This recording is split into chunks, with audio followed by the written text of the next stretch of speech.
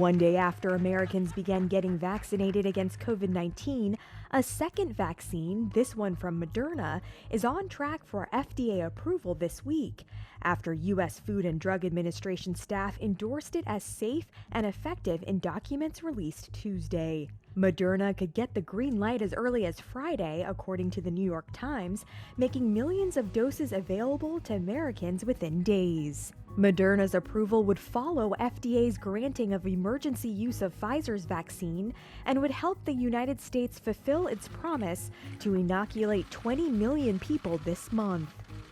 After healthcare workers, nursing home residents are next in line, and many are eager to get their shots, like 76-year-old Katharina Maison. I know that there could be side effects. I'm aware of that, but I'm also aware that there are often lasting side effects of having the coronavirus. I'd rather have the side effect, if anything, from the vaccine. 76-year-old Rosalind Curley said she's happy the vaccine is on its way, even though she might not be eligible because she's allergic to penicillin. I can't understand people who don't want to take it. I would have it in a heartbeat. It's got to be better than the COVID. That's a nasty thing. Health officials are hoping to spread that confidence to the greater public. As of now, many Americans remain skeptical. Only 61% of respondents in a recent Reuters Ipsos poll said they were open to getting vaccinated. Britain's capital, London, and parts of southeast England will be put under more stringent COVID-19 restrictions from midnight Wednesday, as Health Minister Matt Hancock said the rise in cases could overwhelm hospital services. Over 1,000 cases of a new coronavirus variant have also been identified in the past few days in England, predominantly in the south of the country, where it could be connected to a surge in cases. Similar variants have been identified in other countries over the last few months. We've notified the World Health Organization about this new variant, and Public Health England is working hard to continue its expert analysis at Porton Down. Mr. Speaker, I must stress at this point that there is currently nothing to suggest that this variant is more likely to cause serious disease, and the latest clinical advice is that it's highly unlikely that this mutation would fail to respond to a vaccine. But it shows we've got to be vigilant and follow the rules, and everyone needs to take personal responsibility not to spread this virus. And it's not just the UK tightening restrictions ahead of Christmas. Germany will close most stores from Wednesday until at least January 10, cutting short the busy Christmas shopping season. As it tries to rein in the spread of the disease, Chancellor Angela Merkel said on Sunday. Only essential shops like supermarkets and pharmacies, as well as banks, are to remain open from December 16. The Netherlands will also enter its toughest lockdown of the coronavirus pandemic this week, as Prime Minister Mark Rutte is expected to announce that schools and shops will be closed for at least a month. Kabul's Deputy Governor Mahbubullah Mahebi was killed in a bomb attack in the city on Tuesday, according to security officials.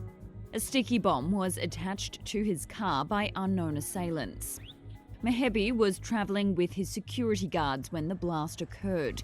2 guards were also injured in the blast. This eyewitness says he was opening his shop when the explosion occurred, and then dust rose from the blast area. No militant group has made an immediate claim of responsibility for the blast. It comes after an Afghan government prosecutor was shot dead in eastern Kabul while he was on his way to work last week. South Korea has formally banned its citizens from sending propaganda leaflets into North Korea, with violators facing up to 3 years in prison or roughly $27,000 in fines. For North Korean defectors like Park Sang-hak, it's not enough to give up his 15-year campaign. Even if they put us in jail or fine us 30 million won, we'll keep sending leaflets to North Korea to tell the truth, because North Koreans have the right to know. For decades, activists and defectors like Park have sent anti-North Korean leaflets over the tightly guarded border using balloons or bottles. They also send food, medicine, money, mini radios, and USB sticks with South Korean news and dramas. The South Korean parliament voted on Monday to bar any scattering of printed materials or items of value across the frontier. Park and some other 20 rights groups in South Korea have vowed to challenge the law's constitutionality, while Human Rights Watch called the ban a misguided strategy by South Korea to win the North's favor.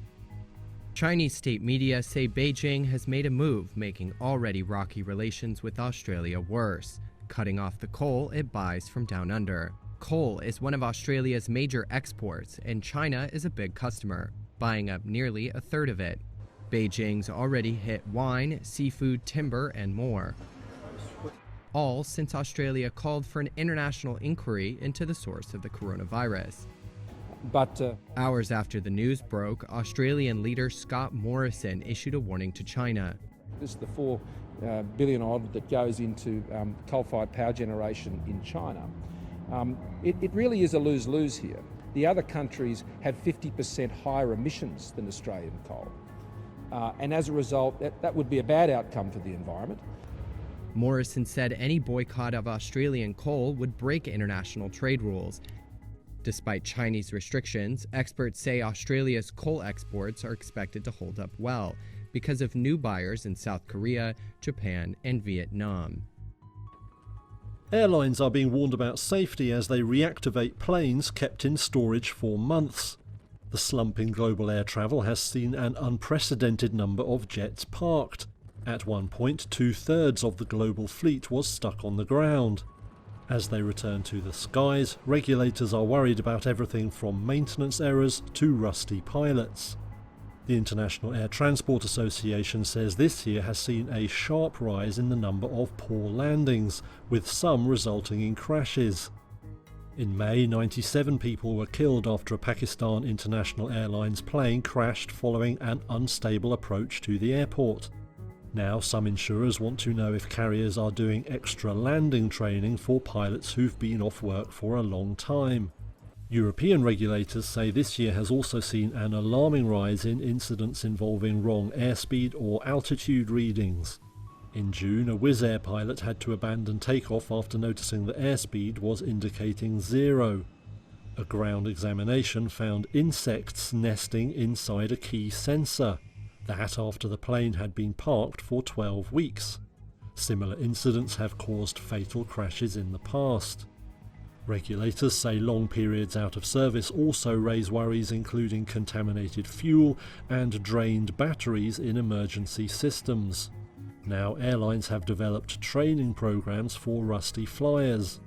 But an industry association says pilots need to be honest about their abilities and confidence when they return to service.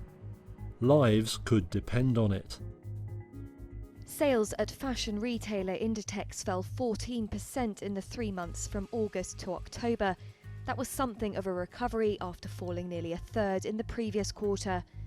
But store-based sales for the Zara owner continued to see significant impact due to the fresh restrictions imposed in November. The world's biggest clothing retailer said that while a fifth of stores were closed that month, most reopened in the first week of December. It added, though, that many stores are still having to operate with restrictions in place. Inditex said its third quarter net profit reached €866 million, or just over $1 billion. That was down 26% compared to a year ago. Online sales, though, continued to provide a boost, up 76%. Inditex and rival H&M both reported their first ever quarterly losses earlier this year. H&M, the world's second biggest fashion retailer, said on Tuesday that local currency sales fell 10% in its fourth quarter. The Swedish brand said that a recovery seen in the previous period had continued through much of the following 3 months, but that sales had been hit again from the end of October. H&M said sales in the quarter fell to $6.25 billion. One analyst told Reuters that the chain was showing good resilience prior to the latest wave of lockdowns, but could now be affected by further restrictions on stores, including in its largest market,